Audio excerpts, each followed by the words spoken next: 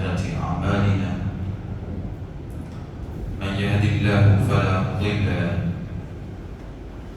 ومن يضلل فلا هادي له. وأشهد أن لا إله إلا الله وحده لا شريك له. وأشهد أن محمدا عبده ورسوله وصفيه وحبيبه. قد بلغ الرسالة وأدى الأمانة ونصح الأمة وكشف الغمة وجاهد في الله حق جهاده حتى أتاه اليقين. صلى الله عليه وعلى آله وصحبه غر الميامين. عباد الله، أوصيكم وأوصي نفسي بتقوى الله جل وعز، فإنه أمره تعالى حيث أمرنا في عدة آيات بتقواه. فقال تعالى: يا أيها الذين آمنوا اتقوا الله حق تقاته ولا تموتن إلا وأنتم مسلمون.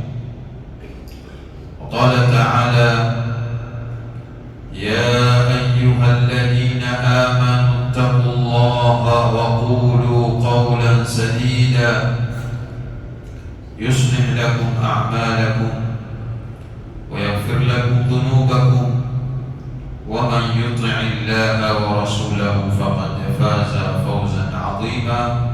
جعلني الله وإياكم من الفائزين. يقول الله سبحانه وتعالى: وأذن في الناس بالحج يأتوك رجالا وعلى كل ضامر يأتينا من كل فرج عميق. صدق الله العلي العظيم.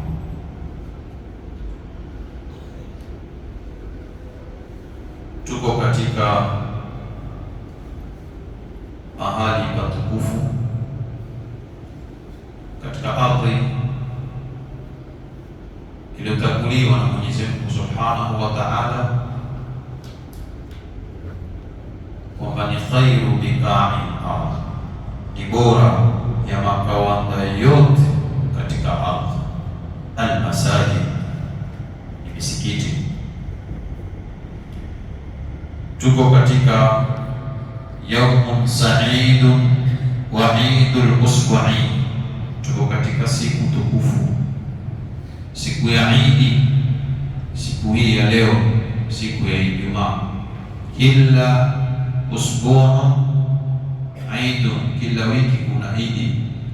Wa idul usbu' aljumaa, na Idi ya kila wiki ni siku ya Ijumaa. Tuko katika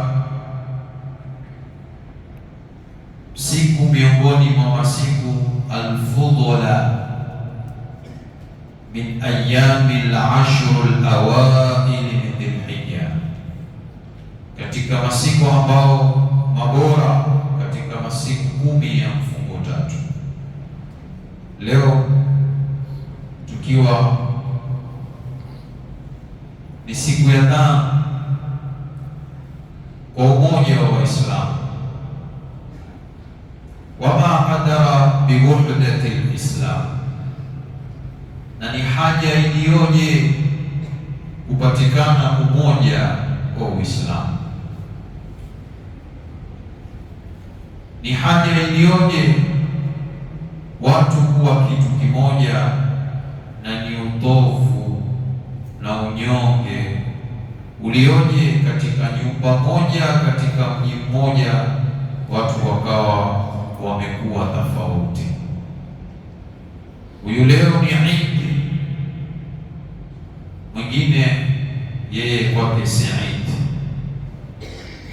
Mmekaa nyumba moja, mmelala rumu moja, baba na mke, baba na mama, lakini kwa baba ni Idi, mke kwake asema la,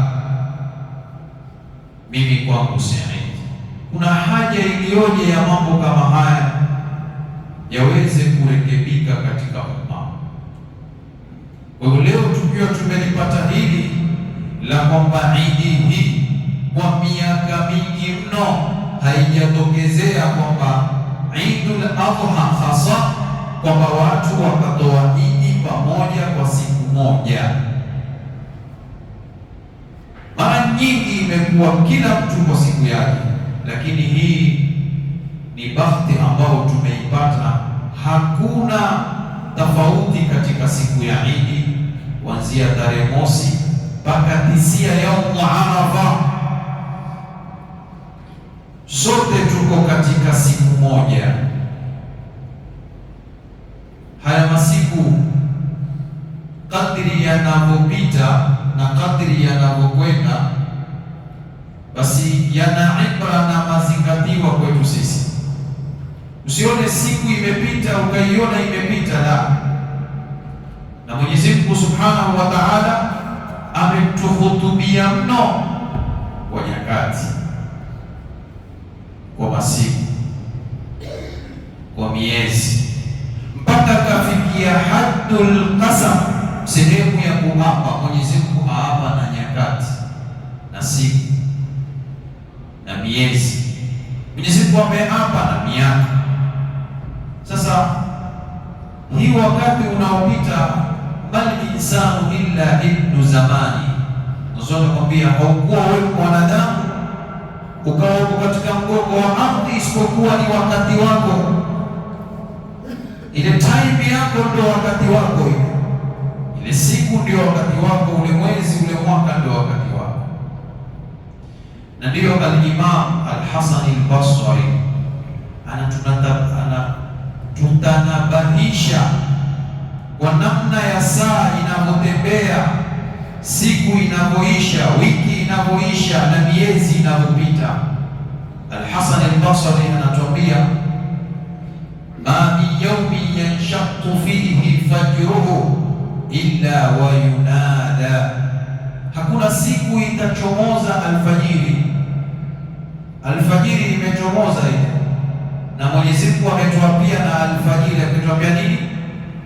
Walfajri wa layalin ashr, zikona hapa alfajiri na masiku 10. Al-Hasan al-Basri atuambia, ma min yawmin yanshaqu fihi fajruhu, hakuna siku alfajiri itachomoza kule, illa wa yunada, isipokuwa ile siku hunadi kumwanadia mwanadamu, inamwambia ya ibn Adam, ewe mwanadamu, ana khalqun jadidun wa ala amalika shahidun, mimi ni kiumbe kipya kwako na juu ya amali zako, matendo yako, shahidun, mimi nitakutokezea ushahidi ya leo uliyofanya katika siku hii. Fatazawwad minni, siku inakunadi alfajiri na kwambia basi fatazawwad minni, jipatilize na siku hii ya mimi leo. Fa inni idha madaitu, mimi nikiondoka leo, la a'udu ila yaumi alqiyama, siku ile hairudi tena ila yaumi alqiyama, mpaka siku ya kuja kuhesabiwa tarehe fulani, siku fulani, siku ile ndio inarudi kwa hisabu, kuhesabiwa matendo yako uliyofanya. Kwa Mwenyezi Mungu Subhanahu wa Ta'ala anapoapa na walfajiri, yaliyomo katika alfajiri ni kama haya. Alfajiri zote munadi ya ibn Adam, ana khalqun jadidun wa ala amalika shahid. Tukiwa tuko katika masiku haya matakatifu, tayari siku 5 zishatupotea, tumebakiwa na siku 5 katika masiku haya matakatifu ya walayali na ashr. Tunaelekea kwenda katika kilele cha masiku ya siku hizi 10. Hizi siku 10 zote ni bora, lakini kuna siku ambazo ndani ya hizi siku 10 ni bora zaidi kuliko hizi siku nyingine. Katika hizi siku 10 nazo ni zile alizozieleza Bwana Mtume Muhammad sallallahu alaihi wasallam. Miongoni mwao ni yaumi Arafa, siku ya Arafa, Siku ya Arafa ni bora miongoni mwa hizi siku 10, ni bora zaidi siku ya Arafa, kwa sababu ndani yake kuna mambo yanayopatikana hayapatikani katika masiku haya 10 mengine. Miongoni mwa mambo yanayopatikana ni maghfiratu dhunubi lis-saimina li yaumi Arafa, ni kusamehewa dhambi zote za wale wenye kuifunga siku hii ya Arafa. Siku ya Arafa ni sunna muakkada, kuinuka na saumu ukawa umefunga. Bwana Mtume Muhammad sallallahu alaihi wasallam katika hadithi ya Abu Qatada al-Ansari radhiyallahu anhu aliulizwa, ya Rasulullah, an siyami yaumi Arafa, kufunga siku ya Arafa. Mtume akasema, inni ahtasibu ala Allah, kufunga siku ya Arafa natarajia kwa Mwenyezi Mungu, an yukaffira sana al-madhiya, Mwenyezi Mungu anisamehe dhambi za mwaka uliopita, wa sana al-baqiya, na mwaka utakaokuja. Ndio Mtume sallallahu alaihi wasallam akasema, siyam yaumi Arafa, funga ya siku Arafa, yukaffiru sanatayn, husamehewa, hufuta madhambi ya miaka miwili. Siku ile ya Arafa ukafunga, basi ajiri yake hufutiwa madhambi ya miaka miwili. As-sana al-madhiya, mwaka ule ambao unaenda kumaliza, was-sana al-baqiya, na ule mwaka unaenda kuingia. Waislamu tuko katika kalenda ya Waislamu. Huyu mwezi wa Dhulhijja tuko katika mwezi gani? Mwezi wa 12. Sisi tuko katika mwezi wa 12. As-sana al-madhi ni kwamba ni huyu mwaka ambao mbakisha siku chache kumaliza, unasamehewa, na mwaka utakaokuja pia unasamehewa yale sigharu dhunubi, zile dhambi ndogo ndogo unazozifanya. Kwa kufunga siku ya Arafa unakuwa na chaji ya kufuta yale madhambi madogo madogo. Siku ya Arafa ni siku ya itqun minan nar. Hakuna mchana katika siku 360 za mwaka. Mwenyezi Mungu Subhanahu wa Ta'ala huwacha waja wake huri na moto kama mchana ule wa siku ya Arafa. Katika hadithi ya Aisha radhiyallahu anha asema Bwana Mtume Muhammad sallallahu alaihi wasallam, ma min yaumin, hakuna siku ambao, aktharu, siku ambao ni Mwenyezi Mungu ya'tiku abida minan nar, Mwenyezi Mungu huacha huri waja wake na moto, min yaumi Arafa, kuliko siku ile ya nini? Siku ile ya Arafa. Kisha Bwana Mtume Muhammad sallallahu alaihi wasallam asema, wa innahu yubahi bihimul malaika, siku ile ya Arafa Mwenyezi Mungu hujifakhiri kwa malaika, akiwaambia malaika wale waja waliokusanyika katika viwanja vya Arafa, shuhatha, ghubara, watu wamekuwa katika hali ya kuchakalika, mavazi yao yameshika vumbi. Bwana Mtume huwauliza maswahaba, Mwenyezi Mungu Subhanahu wa Ta'ala huwauliza malaika wake, ma arada haula, hawa waja wamejitokeza namna hii wataka nini?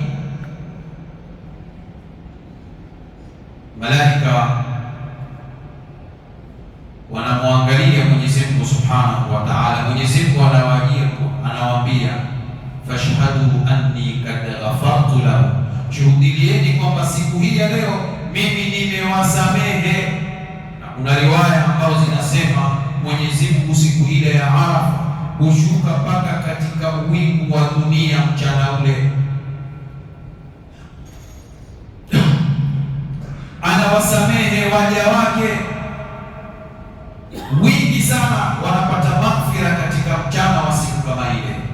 Kwa hivyo siku ya Arafa ni siku kubwa mno, ni siku ambao yustajabu fihi dua, hujibiwa dua. Ukiinua mikono ukamwomba Mwenyezi Mungu, basi ni siku ambao dua hujibiwa kwa haraka kwa Mwenyezi Mungu Subhanahu wa Ta'ala.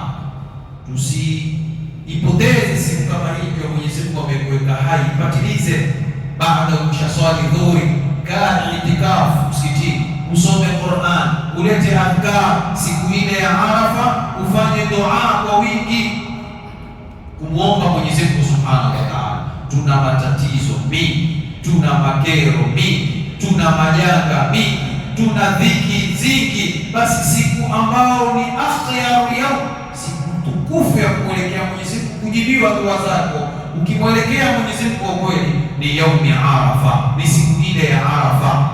Asema Bwana Mtume Muhammad sallallahu alaihi wasallam, khairu dua, ubora wa dua yaumi Arafa, siku 360, siku muhimu ya kumwomba Mwenyezi Mungu ni siku ile ya Arafa. Tumeyasema wa khairu ma qultu ana, na yale bora niliyoyasema mimi, wa nabiyuna min qabli, na mitume waliotangulia kabla yangu mimi, la ilaha illa Allah wahdahu la sharika lahu, lahul mulku wa lahul hamdu yuhyi wa yumitu wa huwa ala kulli shay'in qadir. Asema Bwana Mtume, maneno bora ambao nimeyasema mimi siku ya Arafa, si kwamba usiseme mengine, si kwamba usiombe dua zingine, useme maneno haya tu, la, lakini haya ni bora zaidi ukiwa utayakariri katika siku ile ya Arafa. Maneno haya aliyosema Bwana Mtume Muhammad sallallahu alaihi wasallam na mitume waliotangulia, la ilaha illa Allah wahdahu la sharika lahu. Tumesema haya ndio maneno bora ambayo yeye alikuwa akiyasema siku ya Arafa, na mitume waliotangulia walikuwa akiyasema maneno kama haya, la ilaha illa Allah wahdahu la sharika lahu, lahul mulku wa lahul hamdu yuhyi wa yumitu wa huwa ala kulli shay'in qadir. Siku ya Arafa jipotolee zaidi siku kama hii kujiweka karibu na Mola wako, kwani hizi ni nafahat, ni chance ambazo Allah ametuwekea ili sisi tuweze kujivuna na kujikurubisha kwake yeye Allah Subhanahu wa Ta'ala.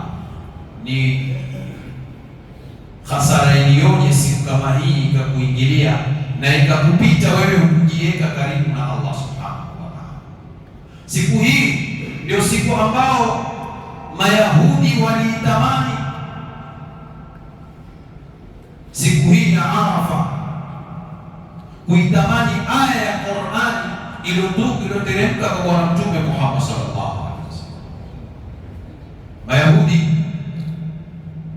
walikutana na Sayyidina Umar bin al-Khattab radhiyallahu anhu, wakamwambia Sayyidina Umar, inna lakum fil Qur'ani aya law kanat lana latakhadhnaha idan. Mayahudi wanamwambia Sayyidina Umar, inna lakum fil Qur'ani aya, nyinyi katika kitabu chenu Qur'ani mko na aya moja. Hiyo aya moja ambayo iko kwenu nyinyi, law kanat lana, lau hiyo aya ingekuwa iko kwenye Taurati yetu, basi sisi hiyo siku iliteremka hiyo aya, na wakati ilipoteremka hiyo aya, basi siku kama hiyo latakhadhnahu idan, hiyo siku tungeifanya ni idi kwetu. Kwa aya hiyo tungesherehekea kuteremkiwa na aya. Sasa hiyo siku iliyoteremka hiyo aya ni siku gani? Ni yaumu Arafa, siku ya Arafa. Mayahudi watamani hii aya iliyoteremka kwao wenye kusherehekea hii aya, ile siku iliyoteremka aya. Kwa nini sisi siku ya Arafa tusichukue ni siku kubwa ya kujiweka karibu, na kwamba ni siku kubwa kwetu kujikurubisha na Allah Subhanahu wa Ta'ala? Sayyidina Umar akamjibu yule Myahudi akamwambia, anni a'rifuha, hiyo aya ninaijua, aya ambayo ni al-yawma akmaltu lakum dinakum wa atmamtu alaykum ni'mati wa raditu lakum al-islam dina. Sayyidina Umar akamwambia, kama ni aya hii, a'rifuha, naijua, hina nazalat wa yawm nazalat, naijua aya hii wakati iliposhuka ilikuwa ni saa ngapi, na naijua aya kama hii siku iliyoshuka ilikuwa ni siku gani. Sayyidina Umar akasema kana yaum aljumaa fi wadi Arafa. Aya hii ilishuka siku ya Ijumaa katika jambo la Arafa, wakati wa bwana Mtume Muhammad sallallahu alaihi wasallam anafanya hijjatul wada. Yaum Arafa ni siku adhim. Mwenyezi Mungu ameitaja katika Qur'ani kwa namna mbalimbali. Mwenyezi Mungu ameitaja yaum Arafa kwa jina la Arafa, fa idha qadaytum manasikakum fadhkurullaha inda al-mash'ar al-haram. Asema fa idha afadtum min arafati, Mwenyezi Mungu ameitaja kwa jina la Arafa, fa idha afadtum min arafati fadhkurullaha inda al-mash'ar al-haram wadhkuruhu kama hadakum wa in kuntum min qablihi la min ad-dallin. Mwenyezi Mungu ameitaja siku ya Arafa. Mwenyezi Mungu aliposema katika Qur'ani, wa shahidi wa mashhud was-samai dhati al-buruj wal yawmi al-maw'ud wa shahidin wa mashhud. Ulama wanatuambia hii aya ya wa shahidin wa mashhud, al-mashhud wa yawm Arafa wa yawm mashhud. Na kwa nini ikaitwa yawm mashhud? Ibn Abbas ameeleza kwa nini ikaitwa yawm mashhud. Asema kwamba anna Allah subhanahu wa ta'ala, na kwa Mwenyezi Mungu subhanahu wa ta'ala ashhada, aliwashuhudisha dhurriyyat Adam, watoto wa Nabii Allah Adam, min dhuhurihi, kutoka katika mgongo wa Nabii Allah Adam alayhi salam. Hiyo siku ilikuwa ni siku ya Arafa. Mwenyezi Mungu aliwatoa watoto wote, zile roho zote akazishuhudisha kutoka katika mgongo wa Nabii Allah Adam, na aya inayoeleza haya iko katika suratul Araf aya 171. Mwenyezi Mungu Subhanahu wa Ta'ala alizikusanya roho zote za wanadamu wote, waume kwa wake, katika siku hii ya Arafa. Mimi na wewe pia tulikuwepo siku hiyo, wazazi wetu na mababu zetu na watoto wako na wajukuu zako, viumbe wote, wanadamu wote walikusanywa katika siku kama hiyo kutoka katika mgongo wa baba yetu Adam. Mwenyezi Mungu akiziuliza roho, alastu bi rabbikum, je, mimi si mola wenu? Aya hii ipo katika suratul Araf. Mwenyezi Mungu asema, wa in akhadha rabbuka min bani adama min dhuhurihim ashhadahum ala anfusihim alastu bi rabbikum. Mwenyezi Mungu akaziuliza zile roho, alastu bi rabbikum, roho zote zikajibu qalu bala, tukajibu sote kwamba kwa nini ya Rabbi, wewe ni mola wetu, tukakubali. Hadha al-yawm kana yawm Arafa, hii siku ilikuwa ni siku ya Arafa. Na ndio Mwenyezi Mungu asema katika aya nyingine, wa shahidi wa mashhud. Ndio sisi tulikuwa tukishuhudiliwa siku kama ile, tusije tukasema siku ya kiyama kwamba ya Rabbi inna kunna an hadha ghafilun, sisi haya tuliyasahau. Hakuna kuyasahau, sote muslimuhum wa kafiruhum, Uislamu ambao ni Muislamu na ambao ni kafiri, siku hiyo alikubali kwamba bala,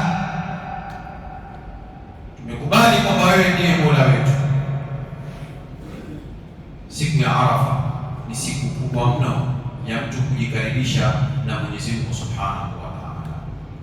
Na baada ya yaumu Arafa tunafuatiwa na yaumu Nahari, siku ya kuchinja.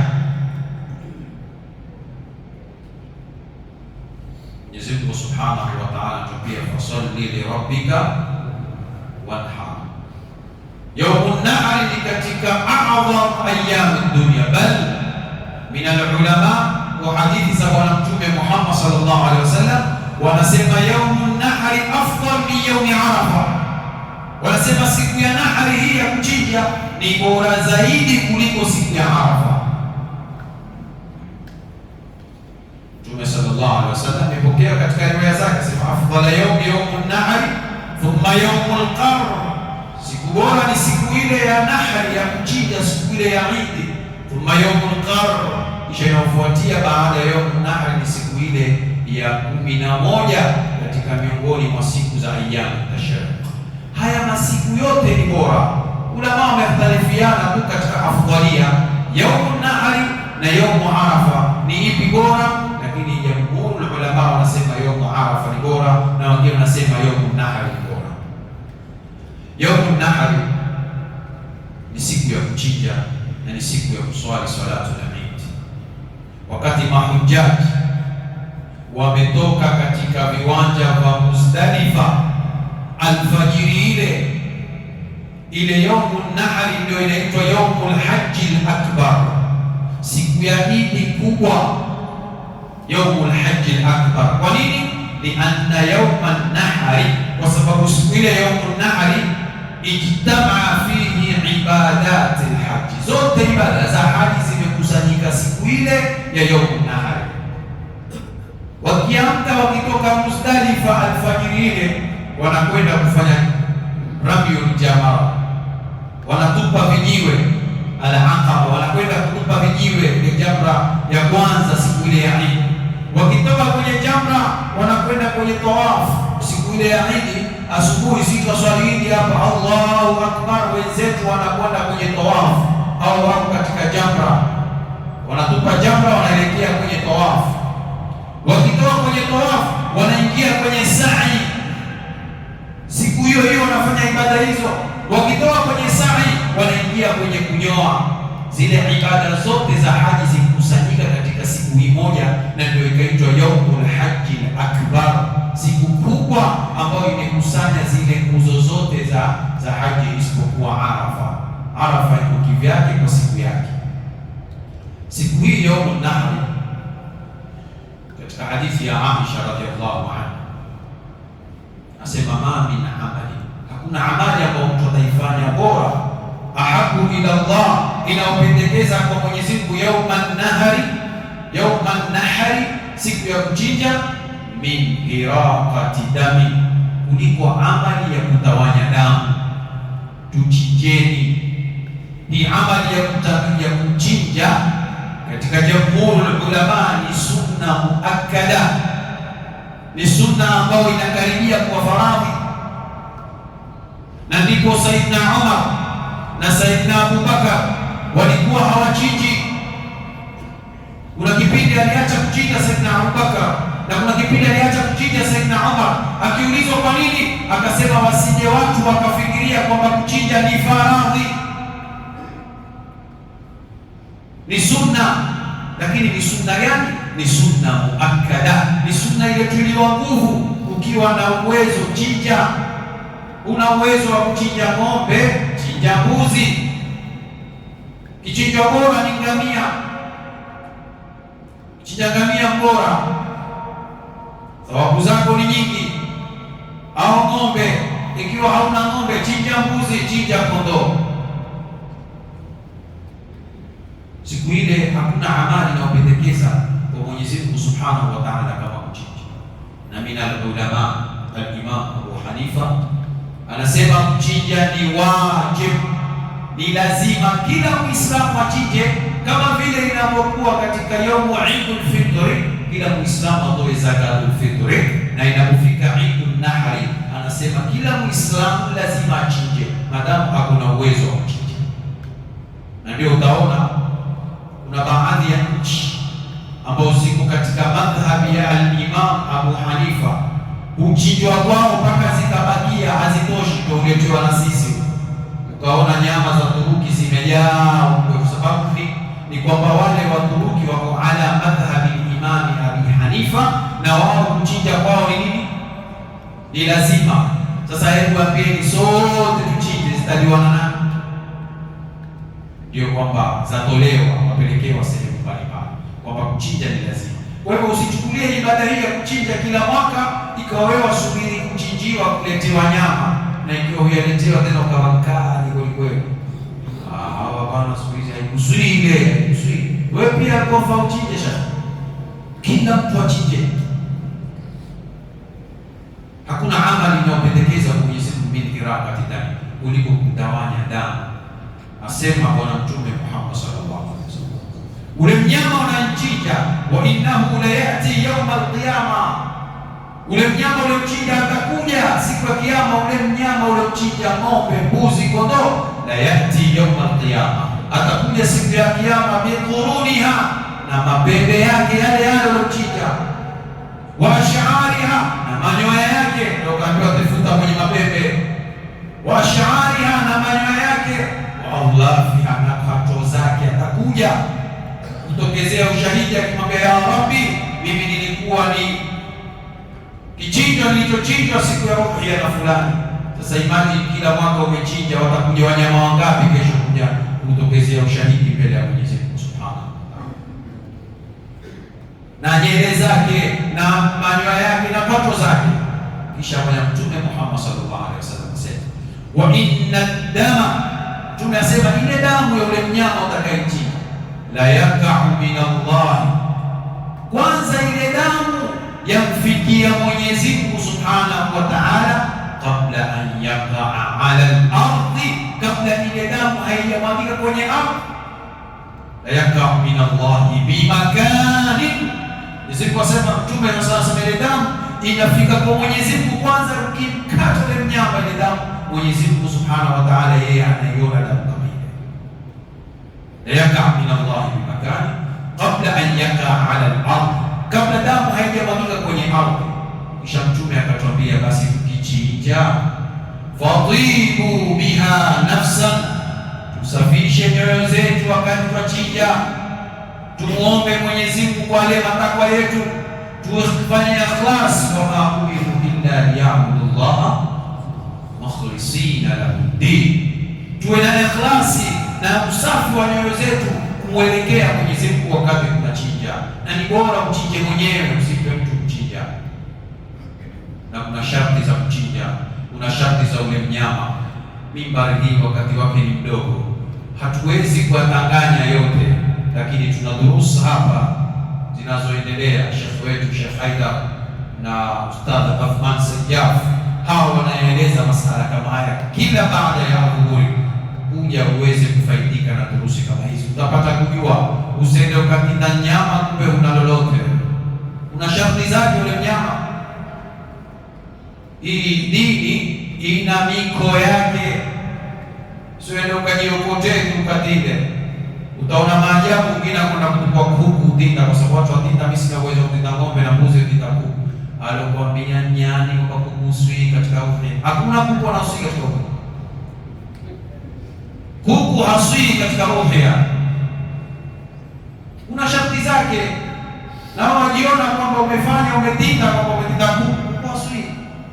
Una sharti za kutinda ule mnyama. Min bahimatil an'am, lazima awe ni ng'ombe au mbuzi au kondoo au ngamia au wanne, na katika madhhabu mengine amejawezesha jamus, nyati. Lakini si nyati yoyote kutoka pori ukamuinde mtie makamba umsiwie. Wanasema aljamus ambaye analelewa katika, anafugwa kama vile anafugwa na anafugwa kama anafugwa ng'ombe. Tuyaona sasa hivi tukieleza haya si mageni, kwenye mitandao tuyaona, ni mambo ya ukweli. Kuna watu wana kisizi cha nyati, ufuga nyati. Kwa hivyo ni sawa. Kwa hivyo lazima ujue sharti za kuchinja mnyama. Kama yule unayemchinja lazima awe amekamilika miaka, ana miaka inaonekana. Ikiwa hakufika miaka haikuswi. Kondoo amepita miezi 6, kondoo amepita miezi 6. Mbuzi amemaliza mwaka, ikiwa ni chini ya mwaka umepita patupu. Mbuzi amemaliza mwaka. Ng'ombe unayemchinja kwa ajili ya udhiya amefikisha miaka 2. Si ng'ombe yote tatia ukambata ntinda, kwamba tafuta kiweledi kinana kile ambacho kwa nyama yake ya ibaraka tupate kupiga supu mapema. Chinja huyu kwamba wako wingi, mpaka amemaliza miaka 2 ng'ombe. Ngamia awe amefikisha miaka 5. Tuhudhurieni katika hizi durusu tuweze kufaidika na masala kama haya, ili ibada zetu ziweze kuwa sahihi, ili ibada zetu ziweze kufuata sharia vile inavyotaka. Aqulu qawli hadha wastaghfirullah al-azim li wa lakum wastaghfiruhu innahu